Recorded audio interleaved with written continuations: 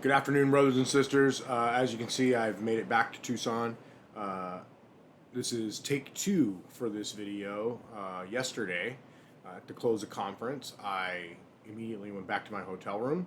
I fired up the computer, I shot the video, I uploaded it to YouTube, and subsequently learned that there was no audio in that entire 20-minute video. So, good job, me. I couldn't figure it out. I don't know what happened with the laptop, so I said, you know what?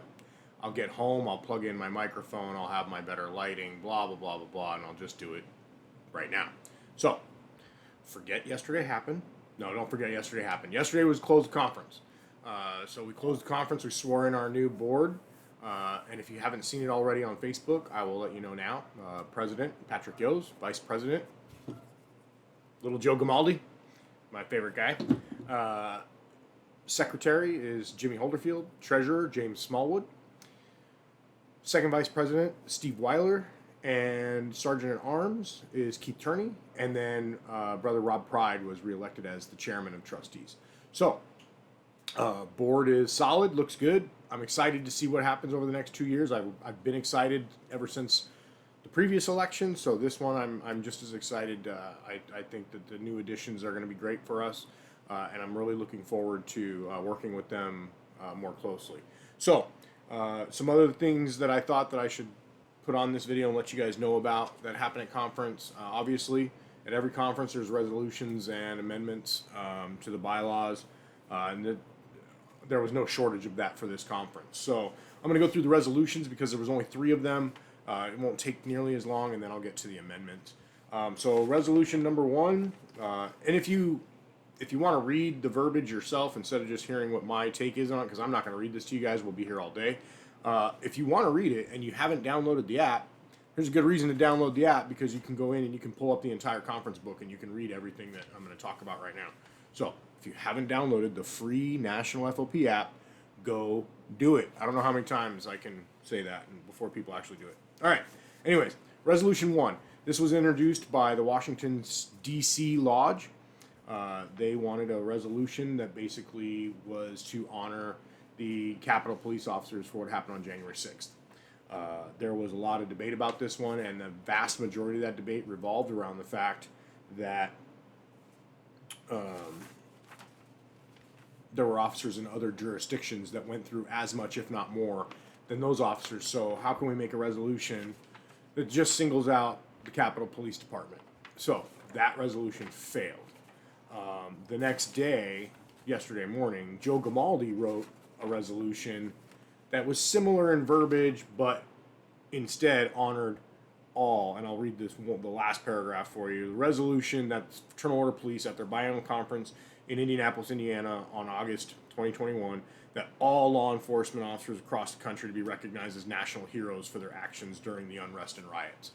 So, and it still talks about the Capitol Police in here as well, but it's a much cleaner resolution, and it definitely takes into account everything that happened over the last 2 years since we met in New Orleans. So this resolution was much better, and it passed. So then there was a second resolution that I skipped. I did that third resolution just because it made sense with the first resolution. Anyway, second resolution that was introduced. I still don't understand why this one was introduced. It was basically what it talks about is making sure that the elections are held fairly and that every candidate has the same opportunity to campaign. And they specifically brought up the events that take place. There were 6 state presidents that signed on this and submitted this resolution. And one of our brothers from Missouri got up and said, "Hey, I ran for national office. I thought it went smoothly. I thought it was very fair. I don't understand why this resolution is being introduced." And he asked for one of the creators of the resolution to get up and speak about it. They didn't speak about it, so this resolution failed because no one was really clear on why the feeling was that we needed this resolution. So it failed. Stand by. I don't want to have any more computer glitches. Okay. So I'm going to take the amendments. There were 24 of them. So I'm going to go through them as quickly as I possibly can. And the first way I'm going to do that is Amendment 1 through 10. All of those were introduced by Secretary Holderfield. He wanted all of these amendments to pass. All of these amendments, basically what they did was bring FOP into the 21st century. So it eliminated a lot of our required verbiage about mailing things, about having physical cards, about having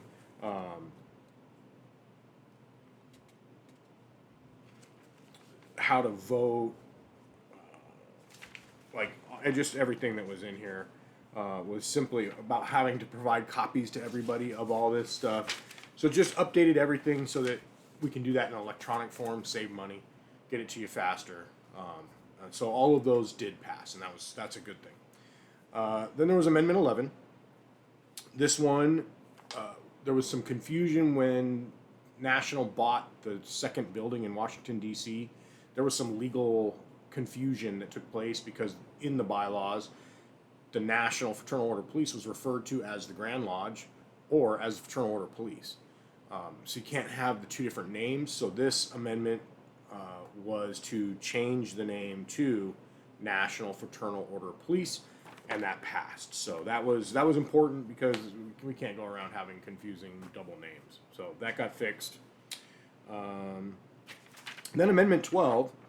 Amendment 12, basically what the concept of Amendment 12 was if you wanted to run for national office, you needed to submit your name to the national secretary 90 days prior to the conference. The reason being is so that if there were no contested positions, as happened in this conference, we wouldn't have to pay the company to bring out all the voting material and have them stand by and wait, only to turn around and find out that we didn't need them. So that was the concept behind the bylaw change. Apparently, I don't know, maybe I'm wrong, maybe my opinion's the wrong one on this, but I thought it was a good amendment, but it was rejected and it did not pass. So you can still go to conference and run for national office 2 days prior to. So that one failed. Amendment 13, this one was about the support lodge personnel. I think I talked about this on one of my previous videos. Basically what it was intended to do was to create a subordinate lodge for each lodge where records clerks, dispatchers, anyone who worked directly within the police department would have been able to join that lodge.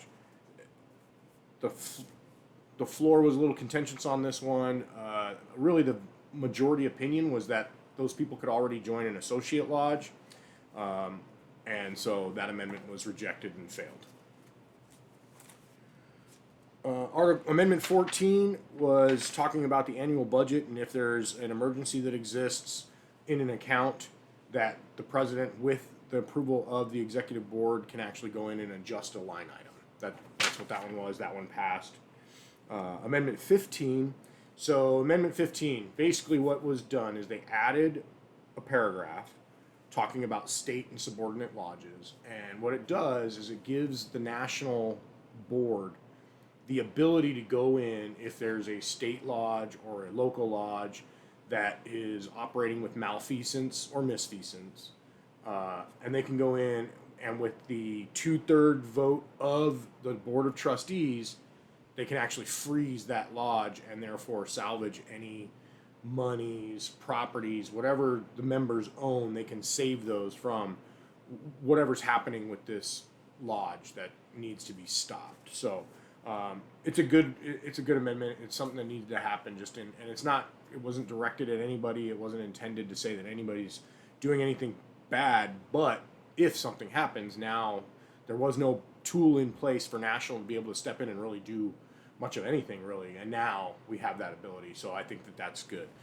And I really like the 2/3 vote of the Board of Trustees before you can just shut a lodge down. I think that was important too. Okay, Amendment 16. This one was, all it did was change how we're going to vote in the future. It allows us to go from the old punch card tabulation machines to a computerized software program that tabulates votes. No brainer on that one if you ask me. All right, Amendments 17 to 23. So home stretch here. Amendment 17 to 23 was all about salaries for the national board. There was a motion made to vote on all of them in mass. That failed. So Amendment 17 was brought up, and that was the president's salary. There was a lot of discussion on this one. Not sure why there was a lot of discussion on it, to be honest with you.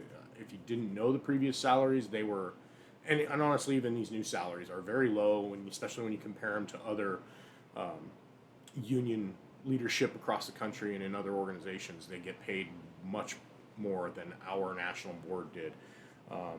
So Amendment 17, lots of discussion on it. I mean, a lot of discussion. But finally, at the end of the day, we held the vote and it passed. So that salary increased. And then Amendments 18 to 23, again, a motion was made to vote on all of those en masse. I actually was opposed to that because I was hoping to adjust Amendment 18. I wanted to amend it because the salary that they were jumping our vice president to was $40,000 a year. And I didn't believe that was enough. I thought it should be higher than that.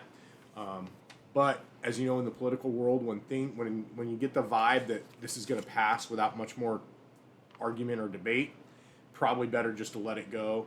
And so that's what I did. I did not try and make that amendment because I didn't want to mess up any of the other salary increases. So we'll work on it later.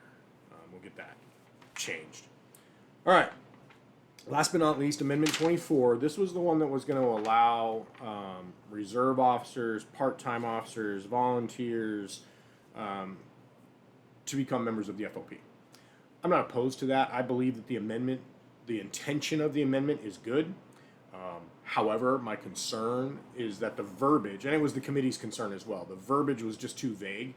I know for a fact that this one's important to Brother Egan, so my intention is him and I are going to sit down and we're gonna rewrite this so that it's cleaner and it makes more sense and there's not as much left up to interpretation as there would have been, because that amendment did fail. Primarily because of the verbiage issue. So we'll get in there, we'll get that fixed, we'll get it reintroduced in 2023 in Las Vegas, and we'll try and get that passed again. So the other vote that happened that I know everyone wants to know about, 2025, our national conference will be in Miami, Florida. They were the only ones that put in for it, but it was a pretty easy choice, and I think everybody's going to have fun there. So Vegas 23, Miami in 25. I will say that for those of you who were not able to attend conference, you should be extraordinarily proud of your delegates. I know I am. I was honored to be there, and I'm very proud of every single person that went there as a delegate. There was a time on the floor on Wednesday where they called for a quorum because so many people had left after all the votes were done on the amendments. And you know, it was disappointing to see how many empty seats there were in there, but what made me prouder than any other moment of the conference was when I turned around and I looked, all of Arizona was still there. It is not easy sitting in those conferences if you've never been before. It takes some patience and some durability to continue to sit there sometimes. And I'm really proud of every delegate. You should be too. You're the ones who sent them there, and they did you guys square. They did you right, and it was awesome to have the size of delegation we did and to have them all there. We weren't one of the states that all of a sudden there's 3 people left and they're reporting that they brought a delegation of 70 people and they have 3 people. So to my delegates that came, thank you so much. I know I said it while we were there, but again, thank you so much. I was truly impressed, and I'm humbled and honored to be your state president and to be able to have that to brag about, because that's what I'm going to do, is I'm going to brag about it because you guys are awesome. So I really appreciate that. Then one other thing that happened, as I told you in my last video, before I left for national conference, I was going to meet with Katie Hobbs, who's running for governor next year. I met with her. She was very cordial. She did a lot of listening, which I was very happy with, instead of trying to talk and tell me why we should endorse her. At the end of the day, she did ask for our support, but as I told you before, I didn't answer that question. That's not how we do business. We're currently working on the questionnaires to send out to all the candidates for governor, and then it'll go through the committee, just like it always does, and then we'll make a decision at the end of the day on what we're going to do with that. But what I liked about Katie Hobbs was she had her own concept of what we as FOP thought was important for us as a state. And I was able to set her straight and say, no, no, no. Our number one and number two priorities is qualified immunity. Do not touch it. Don't mess with it. And then, of course, due process. If an officer's in trouble, then they need to have due process, just like anybody else. And so I don't. Those are my two big priorities for that. And then, of course, we talked a lot about staffing, because I know staffing across the board, across the state, is in terrible shape. So we talked about that a lot. And she listened, and her staff member took a lot of great notes. I was sitting right next to him, so I was able to see he had a full legal pad worth of notes. So we'll continue to work with them and her team. And like I said, no endorsement made. We have a process for that, and we'll go through with that. So, pretty sure I got everything. If I didn't, or if you think I missed something, please just shoot me an email, call me, whatever. Tell me, hey, you screwed up, because I don't mind when people tell me I screwed up. I'm still new to this. This was my first conference as your state president, so I know I messed up, and I apologize for the mess ups. And it's a learning experience, and in 2023 in Vegas, I'll do better. I promise. So I appreciate some of our elder members that came up and talked to me and let me know where I had kind of tripped. And I was like, you know what? You're spot on. I missed that one, and so I apologize. And since I brought it up, I'll just clean it up right now. I got up to the microphone to stand in support of the amendment for the president's salary, and I made the statement of not only do I support the amendment, but the entire state of Arizona. And I should have polled the delegates real quick before I did that. So I apologize. Lesson learned. Won't happen again. Guaranteed. So got that. I think we're done. Home stretch. Good. Because I wanted to make sure I kept this under 20 minutes, and I'm going to accomplish that. So that's a good thing. I know it was a longer video, but obviously a lot happened at conference. And for those of you who didn't get to go, if for some reason you end up near Indianapolis, it's actually a nicer city than I expected. I will tell you, the Indiana State Lodge and the local lodge there did an amazing job. Just amazing. The local lodge president, Rick Stevens, I had an issue with one of my delegates needing a wheelchair.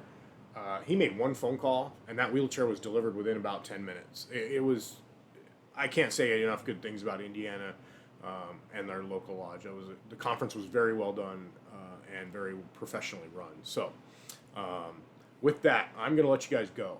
I just got off the plane. We had to get up way early. The flights are a disaster. Like, if you don't have to travel right now, don't. Like, man, it was bad.